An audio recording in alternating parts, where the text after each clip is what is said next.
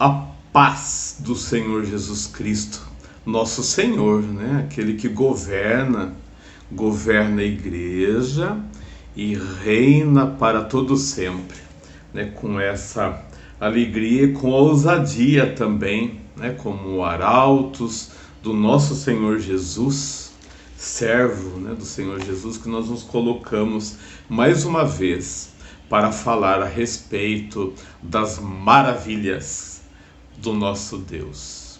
Deus o abençoe sempre, queridos irmãos e irmãs. Vamos orar ao nosso Deus, pedindo, né, a sua intervenção, a sua direção sobre as palavras, sobre os nossos ouvidos também, que precisam, né, dia a dia estar atentos naquilo que Deus quer de cada um de nós. Oremos.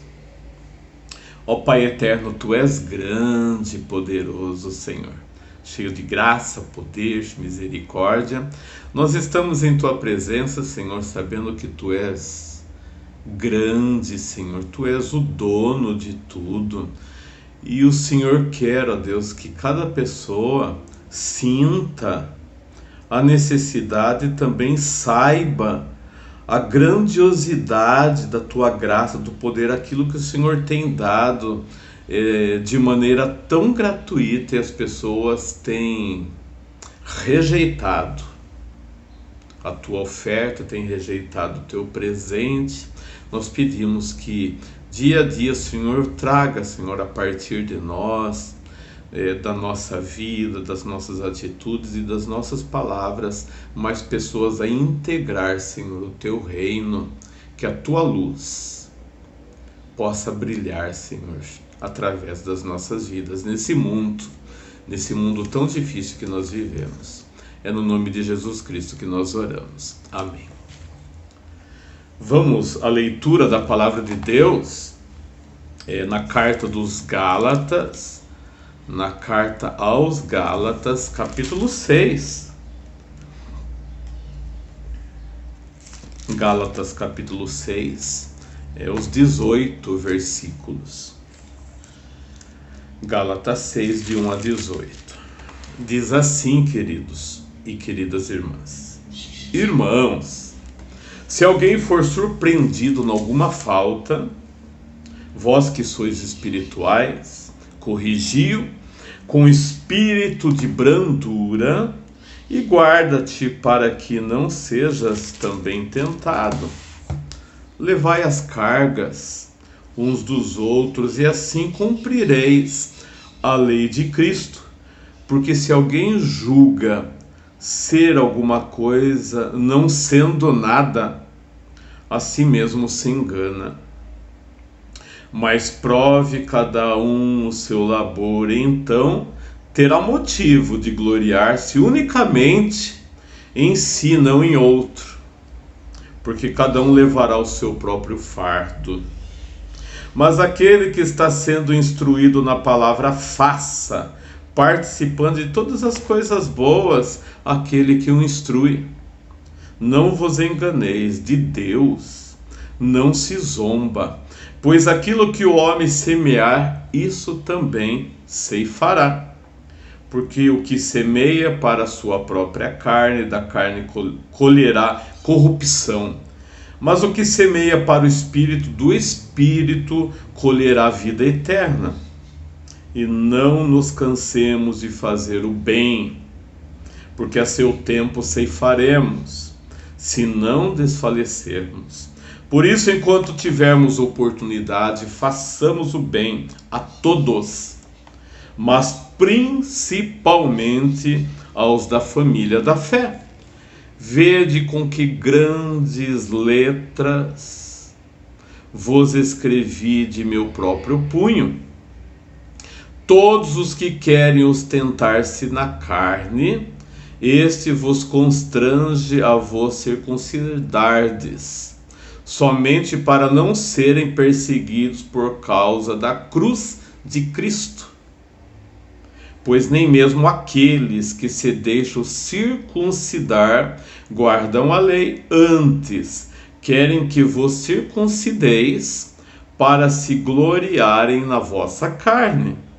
mas longe esteja de mim gloriar-me, senão na cruz de nosso Senhor Jesus Cristo, pela qual o mundo está crucificado para mim e eu para o mundo.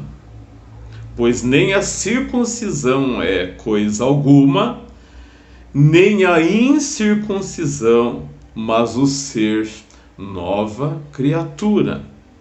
E a todos quantos andarem em conformidade com essa regra, paz e misericórdia sejam sobre eles e sobre Israel de Deus. Quanto ao mais, ninguém me moleste, porque eu trago no corpo as marcas de Jesus. A graça do nosso Senhor Jesus Cristo seja, irmãos, com o vosso espírito. Amém. Louvado seja o nosso Deus, né? Hoje o tema da nossa lição é: seja responsável e glorie-se na cruz. Seja responsável e glorie-se na cruz. Nós vemos nesse texto, né, que nós acabamos de ler, Paulo dando orientação sobre a conduta verdadeiramente espiritual para cada irmão caído, né? A preocupação, em princípio, começa com aquela pessoa que caiu, né, pecou, que é do corpo de Cristo, né? Como que a gente procede nesses casos, né? E esse texto traz, né, algumas coisas interessantes e relevantes para que a gente saiba. É interessante, né? A palavra de Deus, em todos os aspectos, nos dá orientação para que, como nós devemos, né, agir em todas as situações. E muitas vezes nós esquecemos, né, de nos apropriar do que já está escrito, né?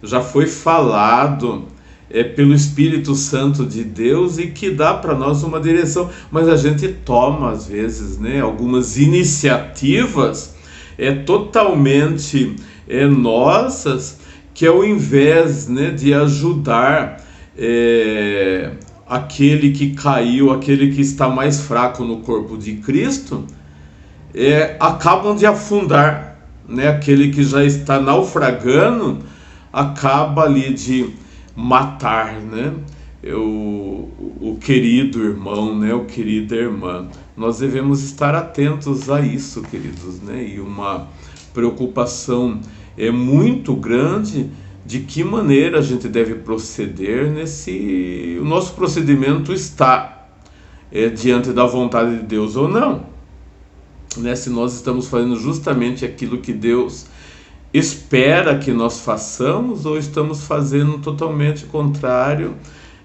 conduzidos, né, pela nossa mente, por aquilo que a gente acha que é certo. Então, qual a conduta para com o irmão caído? Né, traz aqui a ideia de corrigir, né, primeiro.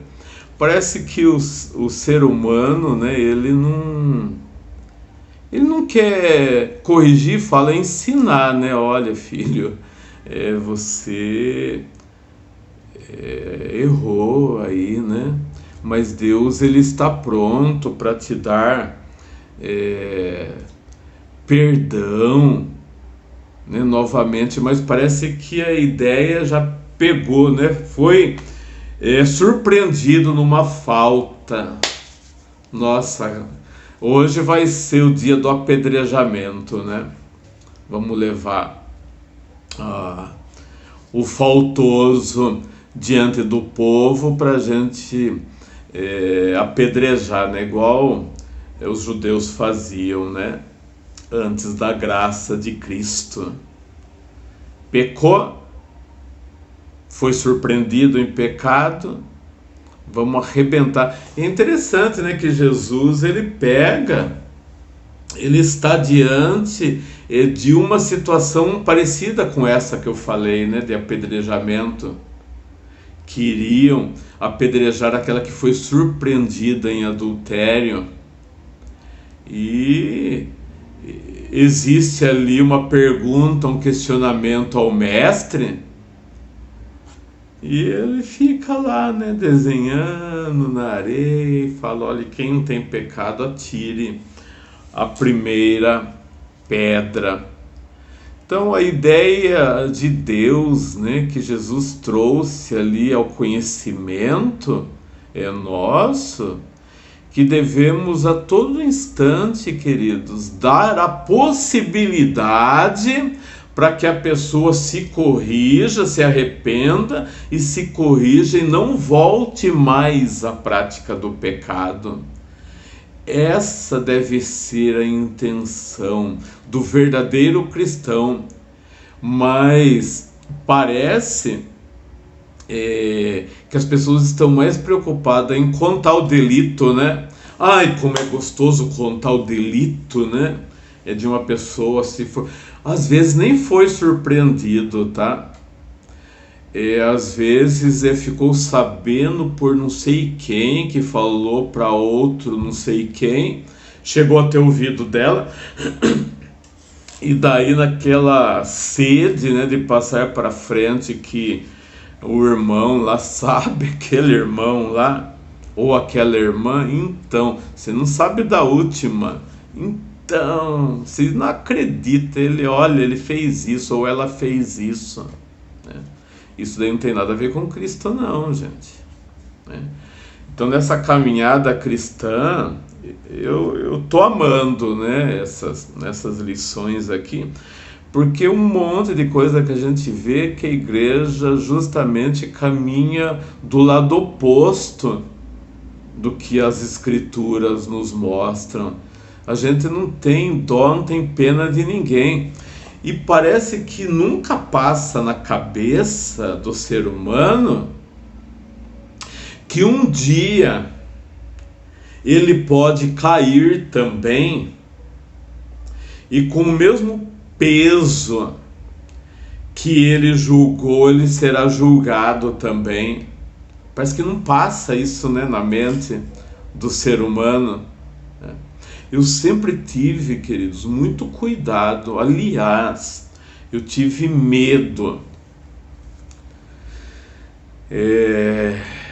em relação à disciplina, né, de um irmão, de uma irmã, muito cauteloso. Eu sempre fui muito cauteloso e temeroso também em relação a isso, né? Você ouve lá de quem que veio isso. Dependendo de quem vem, você já tem que falar: tudo bem, você soube de quem? Ah, tá. Você vai falar isso se, né, trouxer aqui a pessoa, tal. A pessoa começar a descartar, não, viu? Esquece, gente. Então faça isso daí por escrito, vai ter que ser. A gente vai quebrando, a gente começa a perceber que muitas das situações não tem nada a ver. Agora, se é realmente real, por que a pessoa se esquiva na hora de apresentar a prova? E parece que muitas vezes nem existem provas contundentes a respeito daquilo e já se faz julgamento. Ai, meu Deus, né? A gente tem que ser tão cauteloso, né, quanto a isso. A Bíblia nos adverte em relação a isso, né? Como nós devemos ser na nossa postura. A nossa postura justamente identifica, queridos, como a gente age, se a gente age segundo o mundo ou se age segundo a vontade de Deus, né? Isso tem que ficar claro para nós. A intenção sempre é ajudar. O texto dá a ideia que no versículo 2: levai as cargas uns dos outros, e assim cumprireis a lei de Cristo. As cargas são as consequências das faltas morais que oprimem de uma maneira muito pesada, né, a alma, e envergonha aquele que as cometeu. É claro que tem gente que comete uma falta, um delito, ele não está nem aí, né? Ele já se tornou cara de pau é naquele sentido que ele não está nem aí mais. Mas alguns não, gente, quando vem a luz, fala, meu Deus, cai, né, a ficha. O que eu fiz? Então ele já vai passar por uma vergonha cruel, né? E para passar por tudo isso, precisa de um apoio espiritual. Vejam bem, queridos, apoio espiritual não é esconder o pecado, tá? Porque eu já vi também situações que, dependendo de quem é a falta, não fala isso não, porque senão é pior. Quer dizer, não divulga para os homens, não corrige ele também. Eu acho que são duas coisas diferentes que você tem que pesar aí. Uma coisa é essa divulgação, né, do fato, outra coisa é a correção. Falou, irmão. Você está ciente disso? Ah, mas viu, tem prova que você fez. Meu irmão, se você confessa diante de Deus, Deus vai perdoar. Se você continuar escondendo isso, você nunca vai ser perdoado. Ponha isso na sua cabeça. Vamos dar um tempo, né? Vamos orar, você também, né, se achegar, porque não tem condição de você continuar desse jeito, né? E levar o irmão ao arrependimento, ajudá-lo nesse processo. Mas o que se parece é que não há muito, né, vontade muitas vezes de ajudar, não. Eu escutei de uma pessoa que é de uma outra igreja, tá? Outra denominação. E ele era do corpo musical dessa igreja. Ele tocava um instrumento lá. E ele foi pego, eu não sei muito bem qual que foi o delito, eu acredito que seja o adultério. Daí ele foi disciplinado, só que nessa igreja, após essa disciplina, ele não podia mais voltar ao ministério da música, ele não podia tocar mais na igreja, ele podia até ir na igreja, mas sentar lá e ficar quietinho. Daí ele me contou, ele falou assim, você não sabe a dor que eu tenho, porque eu continuo frequentando a mesma igreja, porque eu gosto de ir lá e tal, mas quando começam as músicas, que os instrumentos começam a tocar, a minha alma, ele contando para mim, a minha alma destroça, porque eu fui julgado já. Eu sei que nunca mais eu vou poder tocar mais.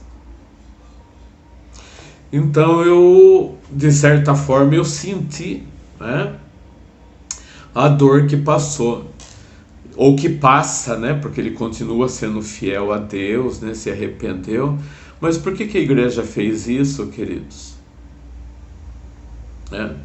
Porque a igreja colocou ele numa situação, ele um músico excelente, né, que poderia ser, depois do arrependimento, ser integrado novamente, né, ao corpo musical. Por que a igreja fez isso com ele? E ele é tão fiel à igreja que ele continua indo na mesma igreja. Eu falei, viu, você tem que repensar. Se de repente Deus não está chamando você para exercer, né, o seu ministério, o seu talento em outra igreja, outra denominação. Mas enfim, isso é o que Deus vai colocar no seu coração, né? Porque eu nunca tive esse interesse também de puxar ninguém da igreja de ninguém, sabe, queridos? Eu amo a IPI, né? Eu sei da responsabilidade e de como a gente leva a palavra, né? De como a gente faz todas as coisas, mas eu nunca fui adepto a proselitismo, não, sabe? Começa a falar mal daquela, vem pra cá, não, tem que evangelizar pessoas para Deus. Se você está, já que você sabe que você está servindo a Deus de todo o coração, fique onde você está, né? Fique onde você está. É você com Deus, né?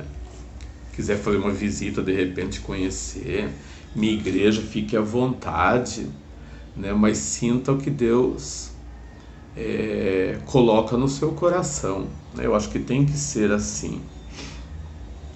O texto também faz a referência da ceifa na proporção da semeadura, né? Aquilo que você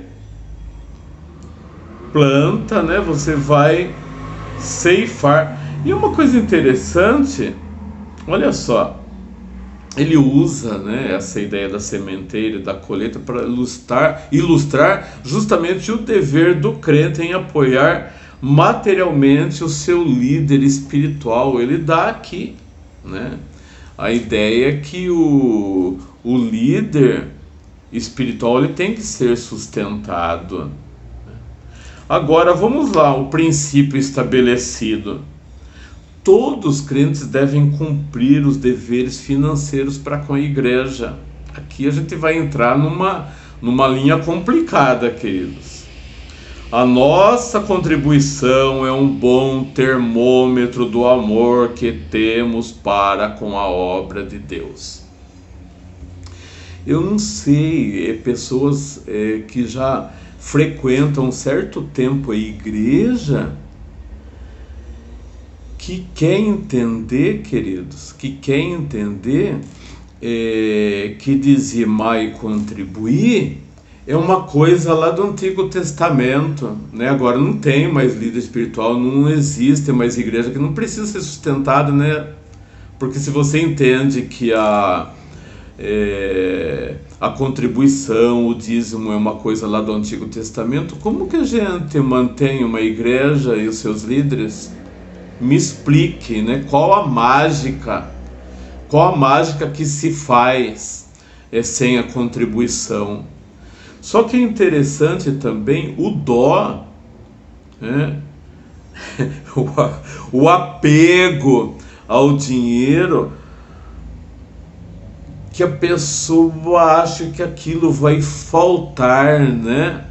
Ou então ele arruma a seguinte desculpa, né, para não contribuir, falar, eu não vou dar dinheiro para esses pastores aí que fica vivendo à custa da contribuição e não sei o que, né? Vai trabalhar vagabundo. Acha o líder espiritual vagabundo. É óbvio que no meio, né, de toda a religião tem os caras que se aproveitam mesmo. Sempre teve e sempre terá, né? Mas a gente colocar, né, todos dentro de um mesmo saco e falar, né, chamar aquele que lida, as pessoas não sabem qual que é o peso de um pastor, não tem nem ideia, né, de quantas pessoas passam os seus problemas para o seu pastor, né, para que ele ore, para que ele tome providência e chore. Depende. Agora ficou mais fácil ainda com o Atos, ele joga lá, pede SOS, né, e você vai lá se dobrar, joga todos os seus problemas em cima da gente e a gente vai aos pés de Jesus, né? Mas a pessoa acha que não precisa. Daí uns poucos, né, que tem essa noção da necessidade, contribui, e um pouco fica lá amarrado, depois fica reclamando. Esses mesmos que têm dificuldade, queridos, para contribuir com a igreja, são os mesmos que eu vejo sempre reclamando de situação financeira ruim. É interessantíssimo isso, né? Eu que estou do lado de cá, eu observo quando a pessoa fala uma coisa e depois fala outra, né? E a gente sabe que ele amarra, que ele não dá o dízimo, dá uma ofertinha de dó, né, para a igreja, e é o mesmo que vive reclamando, né? Aqui está sendo específico, do mesmo jeito que você semeia, é o que você vai colher. Quem me conhece sabe que eu não gosto de falar de dinheiro, mas eu sou um dizimista fiel desde sempre. Eu fui ensinado pelo meu pai e pela minha mãe. quando não tinha ainda condições, ele punha o dinheirinho no meu envelope e fazia eu colocar para me ensinar que aquilo era importante. Muitas vezes eu estive no vermelho, estou confessando um lado para vocês entenderem como funciona a coisa. Muitas vezes eu fiquei no vermelho, queridos, mas foi por mal administração minha. Um dízimo não tem nada a ver com isso. Eu não deixei de dar o dízimo porque eu entrei no vermelho, porque eu não soube administrar direito aquilo que eu tinha. Aquilo que era devido para a igreja eu pus lá. E daí eu olhei para mim e Deus dando sabedoria e falou assim: aí, filho, aprenda a administrar o seu dinheiro. Ó, você vê como que Deus é maravilhoso. Do mesmo tempo que eu sabia que eu não podia mexer aquilo, que aquilo era sagrado, outro tempo ele já estava dando sabedoria, mostrando para mim que eu estava administrando mal o meu dinheiro. Se só compra se você puder. É claro que há momentos da nossa vida que a gente tem fazer algumas coisas que aparece, que quebra isso ou quebra aquilo, e você tem que comprar, mas isso logo você sai. E se você for fiel, você vai sair mais rápido. Se você for infiel, queridos, você vai ficar numa roda, né? Observe aí, né? Fala, o pastor está querendo colocar medo. Observe na sua vida. Fica vendo só os outros se darem bem e pergunta como que ele faz da renda que Deus dá para ele. Faça essa pergunta. Vai lá, ajude o seu próximo. Daí a gente tem condição de contribuir na igreja, de contribuir além disso ainda com quem precisa, né? Fazer outras coisas mais. Não tenha medo que vai faltar. Se tiver medo, vai faltar mesmo, né? Ser generoso é tão gostoso, queridos. Quem me conhece mais de perto sabe, né, como que eu sou. Eu não tenho muito esse negócio, tal coisa, se eu tiver que dar, eu pego aqui e dou. Você vai tomar um café com o seu irmão lá, deixa que o seu café eu pago. Quem vê pensa assim: nossa, o cara deve ter umas condições financeiras. Não, às vezes nem tem, se for olhar lá, nem tenho condição de fazer aquilo lá. A gente nem tem condição de fazer aquilo. Mas não falta, queridos. Do mesmo tanto que você faz com prazer aquilo, com alegria, que Deus ele retribui aquilo para você em dobro. Aprendam isso. Aprendam a ser generosos com a obra, aprenda a ser generoso. De vez em quando você sair com alguém, é claro que tem pessoas e pessoas, tem pessoa folgada, porque toda vez que você sair com ele, toda vez você vai ter que pagar, né? Ele nunca vai com condições, não é isso que eu tô falando, você tem que ser inteligente também. Mas não custa nada, né? De vez em quando você fazer uma presença, né? A gente fala, seja generoso. Eu tenho aprendido isso, não tem faltado nada para mim, não. É maravilhoso isso. A gente gasta, né, uma soma tão grande com prazeres nossos. E daí a gente vai e joga uns míseros centavos para Deus. Eu vejo aí a turma se esnoba aí nas redes sociais, né? Crentes, às vezes de perto e um pouco mais afastado da gente, se esnobam nas redes sociais, nem pensa. Eu não fico bisbilhotando rede social não, queridos. Mas a gente abre para pôr uma coisa, justamente aparece aquilo, né? Você sabe que o camarada não dizima, não oferta, mas tá sempre esnobando, que tá de avião, de navio, de barco, de lancha, de não sei o que. Tenha vergonha, né, queridos? Tenha vergonha. O reino de Deus, ele precisa ter base. E ele depende de nós, depende de mim, depende de você. O que eu estou falando hoje, queridos, de uma maneira tão tranquila assim, né? Como um servo de Deus tem que falar, que alguns anos atrás eu teria medo, né, de falar. A gente fica escolhendo palavras, né, para falar determinadas coisas. Eu penso que não, queridos. aquilo que é do Espírito Santo de Deus e aquilo que as pessoas devem ouvir. Eu não sei esse vídeo para que canto que vai soprar, né? Mas alguém que precisa ouvir dessa palavra, tá há anos lá na igreja, sabe? Só reclamando disso, daquilo outro, e nunca ajudou de forma alguma, nem financeiramente, nem com o braço. E tá sempre mendigando, pedindo as coisas para Deus, né, para os irmãos.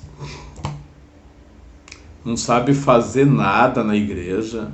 Você acha que ninguém sabe fazer nada, né? Nem passar uma vassoura, né, na igreja? Não sabe fazer nada, queridos. Ou ajudar o irmão lá que está precisando. Um dia eu falei, né, disso. Gente, passe. Alguém precisando, não precisa ser da sua família. Está precisando um acompanhante para ficar no hospital lá, passar um turno. Faça essa experiência um dia. É coisa fenomenal, gente. Isso é servir a Deus. E a família agradece, porque às vezes não tem ninguém para recorrer, né? Nem pessoas da família. A família funciona assim, de repente é uma ou duas pessoas que carregam o fardo da família inteira. As pessoas estão sempre ocupadas, né? Nunca pode. E sempre sobra. Então parece alguém da igreja, um irmão, uma irmã. Não, eu fico lá hoje. 1 horinha, 2 horinhas lá, né? Fica um turno de serviço. Ó, eu trabalho, eu posso lá passar a noite com você lá.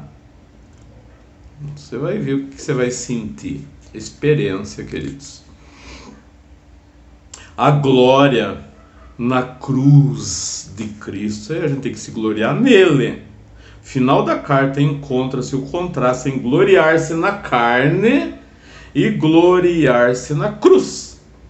Os que se gloriam na carne, Paulo esclarece lá no versículo 11, olha, letras grandes, ele escreveu, né, com o próprio punho lá.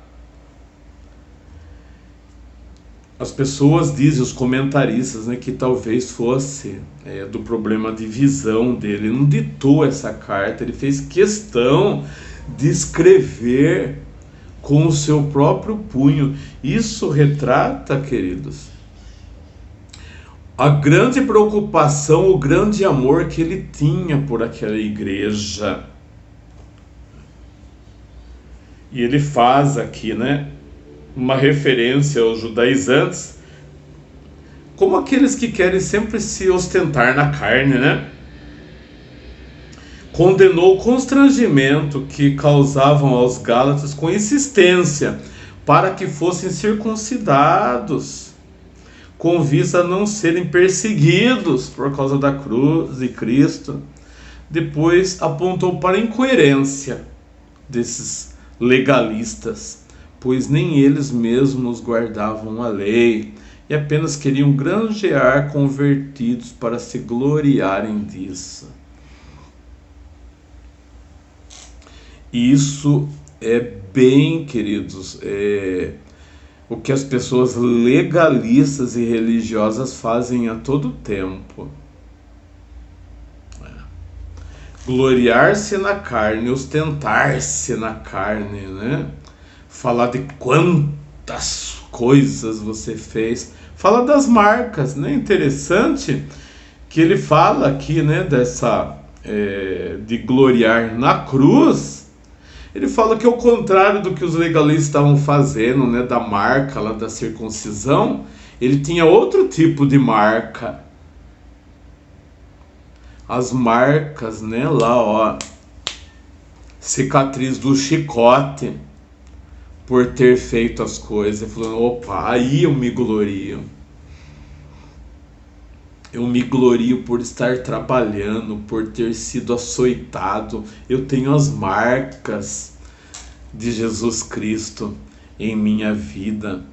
E às vezes a gente não para pensar, né? Quantas marcas a gente tem, né, da nossa caminhada como cristão?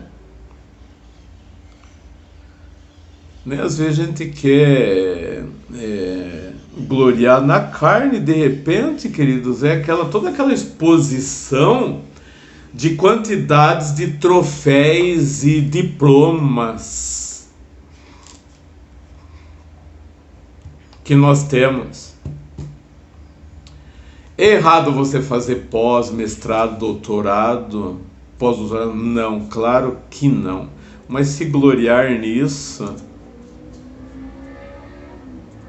E parece que nós chegamos num tempo, queridos, numa época, como as pessoas gostam, não? De contar. Eu lembro que um tempo atrás, logo comecei a colocar, que eu abri o Face, eu fui meio que tomado, né, por essa... Eu tenho um montão de curso, né? E daí eu vi todo mundo colocava lá, eu peguei, achei bonito, coloquei também. Daí eu olhei aquilo lá, eu falei... Nossa, que feio, né? Que esquisito isso. Pra que interessa para as pessoas olharem o meu perfil e ver a quantidade de coisas que eu tenho? Eu me senti ridículo da exposição que eu estava fazendo de mim mesmo. Fui lá e tirei tudo. Tem duas coisinhas hoje, né, que eu deixei lá, né, que o pastorado, né, que eu sou o pastor da Igreja Presbiteriana Independente, que eu tenho por orgulho, né, que Deus, né, colocou e me deu isso, porque eu não tenho capacidade por mim mesmo, Ele que deu. E a profissão secular, né? Hoje, um veterano aí da Polícia Militar só, e nem precisava até isso, né? Mas o pessoal só tem uma base de quem a gente é, né? Eu sou um pastor, isso eu faço questão de falar, né? E a disciplina militar, que eu também tenho uma paixão por isso, acho que me deu muita base para entender algumas disciplinas em relação às coisas de Deus. Mas eu achei desnecessário, queridos. Pensem comigo, se há necessidade de a gente dizer o tanto de coisa que a gente tem, não cabe lá. Né? E outros cursos, mas a gente está sempre fazendo, né, curso, se aprimorando em alguma coisa aí e tal. Para que a gente tem que pôr tudo isso aí? Mas agora vamos falar da marca de Cristo, só para a gente entender. Eu falei tudo isso para a gente entender o que é importante. Aquilo que é importante a gente não presta atenção. O quanto a gente tem sofrido por Cristo. Se nós realmente temos as marcas de Cristo em nosso coração, de repente até na nossa marca mesmo, cicatriz, né, disso. Ele tinha, falou, olha, eu estou me gloriando nisso aqui, não por ser circuncidado. Ele também era circuncidado, porque ele foi judeu, né? Ele era judeu. E um farisaico, né? Mas ele chegou um momento e falou, viu, o que importa isso? Eu pensava que era tanto. Deus mostrou que é só pela misericórdia dele, pela graça, a graça dele me alcançou, é por isso que estou aqui. E é por isso que ele sofria. Ele sofria pelos crentes, ele sofria pelos seus irmãos. Quando ele chama lá para concluir, né, essa lição de uma maneira muito profunda, ele se refere aos Gálatas como irmãos. Ele não se coloca num degrau acima deles. Ele não estava falando simplesmente porque ele era o apóstolo Paulo. Tinha isso pela autoridade que Deus havia dado para ele. Mas ele via todos como seus irmãos. Ele queria que todos continuassem ali, enraizados em Jesus, sabendo que era em Jesus que estava todas as coisas e não naquilo que os judaizantes insistiam a todo momento, forçar os crentes para que fizessem aquilo, porque olha, Vocês podem ser isso, mas se vocês não circuncidar, fala, para com isso, né? Jesus nunca pregou a circuncisão. E percebia como que eles eram incircuncisos de coração, né? O que mais nós precisamos realmente é circuncidar o nosso coração, que é a marca de Jesus em nossa vida, né? A gente vai entendendo aquilo que o mundo todo preza, para nós não tem importância nenhuma. Foi aquilo que eu falei, né, de que eu fazia lá. Porque às vezes as coisas viram tão automático, queridos, na vida, né? Se você não prestar atenção, você é conduzido pelas pessoas. E nós temos que ser conduzidos por Deus. Eu vejo pessoas importantes, até colegas nossos, que ainda não caiu essa ficha. É que não há necessidade de ficar contando tudo, né?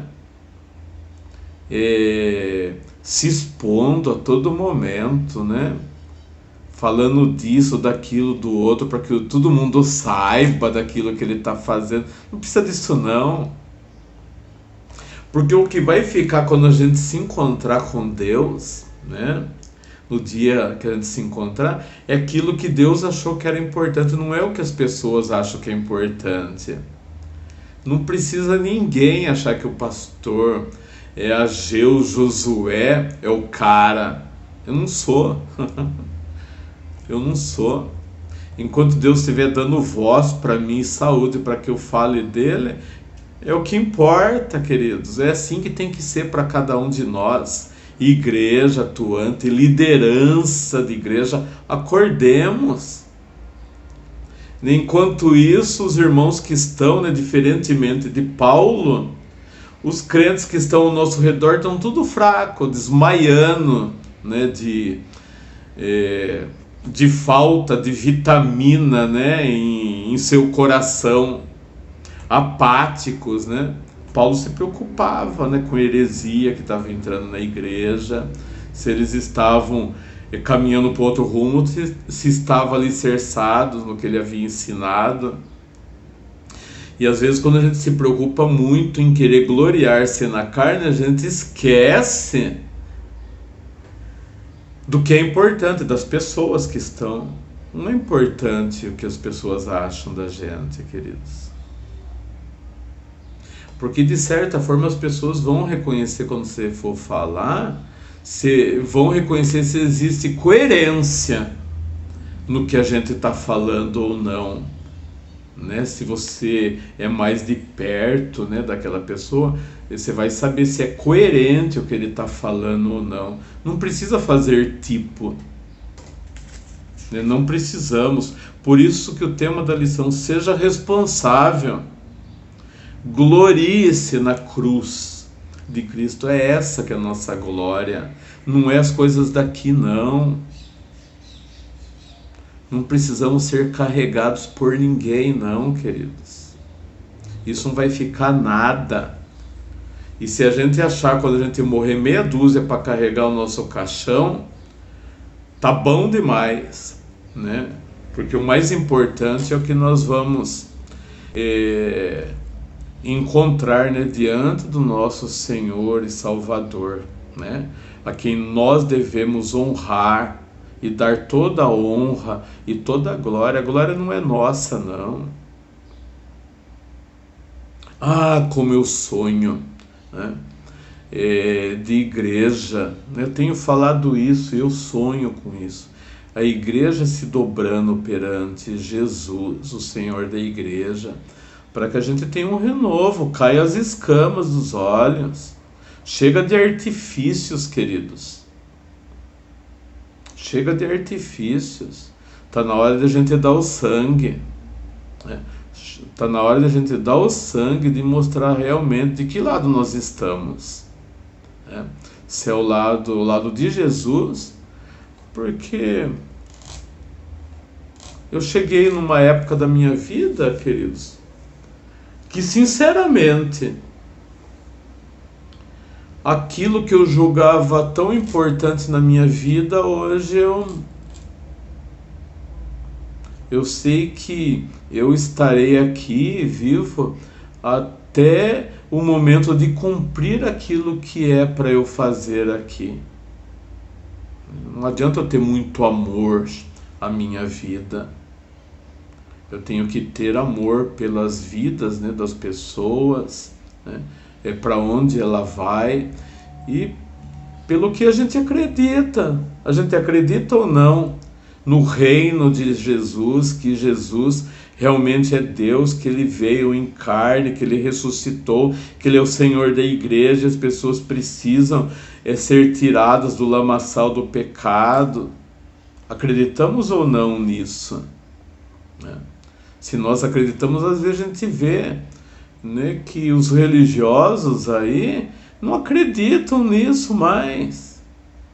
E às vezes fazem deboche da gente, né, que acredita na cruz de Cristo, né, e quer que a igreja volte a olhar para Jesus e não olhar para si mesmo, né, para que a gente tenha ganho de almas, queridos, porque eu não tenho visto, vocês me desculpem, nós temos perdido pessoas ao invés de ganhar pessoas, perdido pessoas ao invés de ganhar. Precisamos refletir sobre isso. Que Deus cuide de nós, né? Como eu falei, essas lições estão sendo profundas. Se alimente disso, né? Coloque isso no coração para ver, né? Tudo aquilo que foi falado aqui, se isso vem de mim, né? Veio de mim mesmo, eu falei besteira, confira, né, isso. E veja e faça uma reflexão profunda das coisas de Deus. Vamos orar. Ó Deus querido, Tu és maravilhoso e cheio de graça e poder. Mais uma vez, Senhor, deu oportunidade de ver, Senhor, as coisas de uma outra forma, o que realmente é importante, o que não é. E te peço, Senhor, que o Senhor ajude também que todos os irmãos e irmãs e liderança, principalmente, Senhor, que tenha a responsabilidade de orientar os demais membros, Senhor, que percebam que pastorado, que liderança não é segundo plano, é o primeiro plano. As outras coisas ficam para o segundo plano. O primeiro plano é o pastorado, Senhor, para que a gente possa ganhar vidas para o Teu reino. Nos ajude, Senhor. É o que nós te pedimos no nome de Jesus. Amém. Uma boa semana e Deus os abençoe e dê a paz.